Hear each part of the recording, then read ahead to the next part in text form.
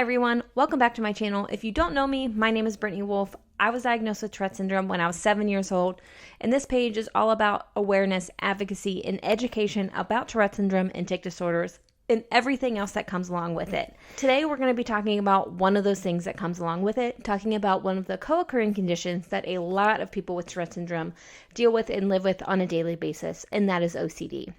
Now, OCD is also another super misunderstood disorder, and it's also talked about and used in a joking form where it's very obvious that a lot of the population, or at least people that I have spoken to or have seen, don't actually know what OCD really is. A lot of people think that it's just, you're afraid of germs, you're afraid of dirty things, you need everything to be in a specific place, or you need things organized, color-coded, all of those things. And can that have something to do with OCD? Absolutely it can, but that's not really what it is. And so saying things like, oh my gosh, I'm so OCD, I'm so sorry, when you are straightening a piece of paper or something, that's not really what it is. And you're also kind of saying, I'm so obsessive compulsive disorder, so that also doesn't really make sense when you think about it, but that's neither here nor there. But it's very misunderstood just like it. So what I want to do before we get into how OCD affects my life personally, I just want to share the definition of OCD so that we're all under a clear understanding of what it actually is. So this is from the Mayo Clinic website I'm pulling this up from. An overview of obsessive compulsive disorder, which is what OCD stands for, features a pattern of unwanted thoughts and fears known as obsessions. These obsessions lead you to do repetitive behaviors, also called compulsions. These obsessions and compulsions get in the way of daily activities and cause a lot of distress. Now, being upset when papers aren't straight or being upset when things are a mess, that is common, that is natural, that is a natural response, I think, for most people when they're going through when things in their life are messy. But what a lot of people don't realize is a lot of people that have obsessive compulsive disorder, not everything in their life is orderly. Sometimes a lot of people, their house is a mess, their kitchen's a mess, their car's a mess, whatever it is. It's not just wanting things to be clean. It is so much deeper than that, and it's so much bigger than that. And so what I want to talk about today is how it affects my life and what kind of compulsions and intrusive thoughts that I have and fears that surround my OCD that I've had to live with throughout my life that have either come and gone or that I still live with today. Now, OCD plays into my Tourette syndrome as well. If you've been following along my videos for a while, you'll know that I've talked about Tourettic OCD and how when I tic, I always have to do one foot and then the other, and then even my tics out all of the time. That's something that I always have to do, and that is that repetitive. I have to do it in certain numbers. I have to do it in certain patterns, and I have to always even it out. And when I even it out, it has to be exactly right. Otherwise, everything in my brain is just basically going wrong. My brain is consistently yelling at me that things aren't right when I don't tic properly or tic in the right patterns or things like that. And a lot of the times the OCD portion of my life is what can lead to my tic attacks, because if I don't do the tic the way that my brain wants me to do, or the way my brain wants me to do it, that's where it leads into tic attacks for me, because my tics get a lot worse. They get faster. My brain wants me to do it over and over again because, say I kick on one foot and then I kick on the other foot, but when I kicked on my other foot, I didn't do the exact same pattern, or I tripped over myself so I couldn't complete it. Then I have to start it over, and then I have to do it again so that the whole tic in its entirety is complete, because in my body, the tic isn't complete until I even it out. And that's where that OCD or that Tourettic OCD comes into play. Now, when it comes to my compulsions, one of the biggest compulsions that I have, which is my least favorite thing and probably bothers me more half the time than my Tourette's or my tics for my Tourette's, is my lip picking. I will bite and pick at my lip until it is raw. It is bleeding. There's blood on my fingers when I'm still picking at it.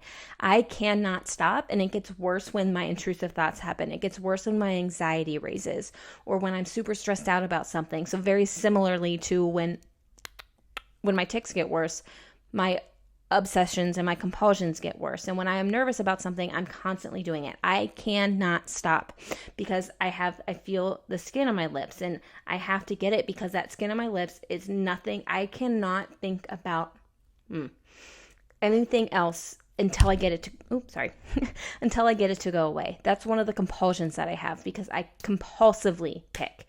It's not just like, oh my gosh, let me just get this little thing right here real quick and wipe it off. I cannot stop. I will sit there and tell myself while I am doing it, shouldn't be doing this, I can't be doing this, my lip is bleeding, this hurts. and I can't stop. Now, on the other end of that are my intrusive thoughts and the compulsions for things like that, or rituals, as people will call them, or as they are called. So there was a time in my life, I don't do it as much anymore, but there was a time in my life where, and I'm pointing because my door is over there, as if you can see it. Every time I shut a door behind me, I had to tap on the door behind me. Every single time.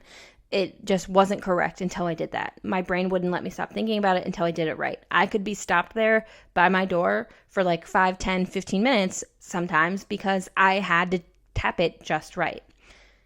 Another thing that I do is now, I might not do it on the door as much anymore, but anytime I'm eating, whether it's a plate, bowl, no matter what the shape is, I have to tap in all the corners. So like say this is my plate and my bowl.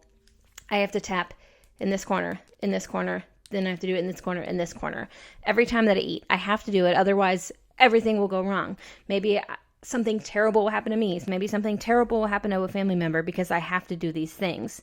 Now, those compulsions, those don't come along with as much of the fearful things that something bad will happen. However, I have these compulsions and these intrusive thoughts, I have these intrusive thoughts that I obsess over of something bad happening to my family unless I do A, B, C, or D.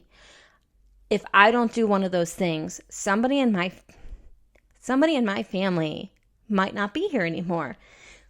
And then that person not being here anymore is my fault because I didn't do that ritual. I didn't do that thing that I was supposed to do, whether it was tapping the door, tapping my plate, or sending out thoughts of only wanting them to be safe. Like that's one of the big ones for me is that I think that if I don't ask the universe or God or whoever it is that you believe in, for me, I do pray. I'm not a super religious person, but I do pray. And this is something that gets me in my obsessive thoughts that this one's really hard for me to talk about. If I don't ask for my family to be protected, then they're not going to be. And then they're not going to be here. And that's on me. That's what my brain tells me. If I don't sit there and think about every single person, and it goes on for so long to the point where like I fall asleep while doing it, not meaning to. And then I'm fearful the next day, like, oh my God, I fell asleep before I asked about grandma. I didn't get to grandma, or I didn't get to my aunt so-and-so, or my husband, or my in-laws, or whatever it is. And these thoughts, they take over my mind.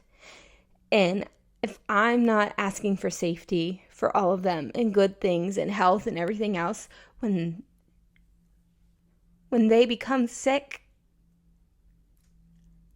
it's my fault.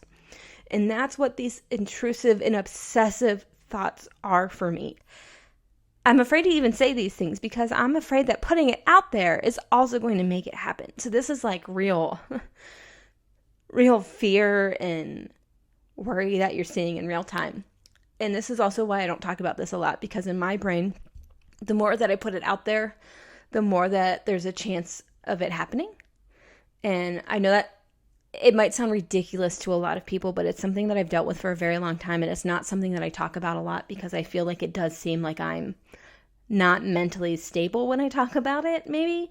And, I'm not. I mean, when it comes down to it, I'm really not. I have mental struggles that I deal with just like anybody else. I have anxiety as well on top of my OCD. And so when these intrusive thoughts happen, that's when my anxiety raises.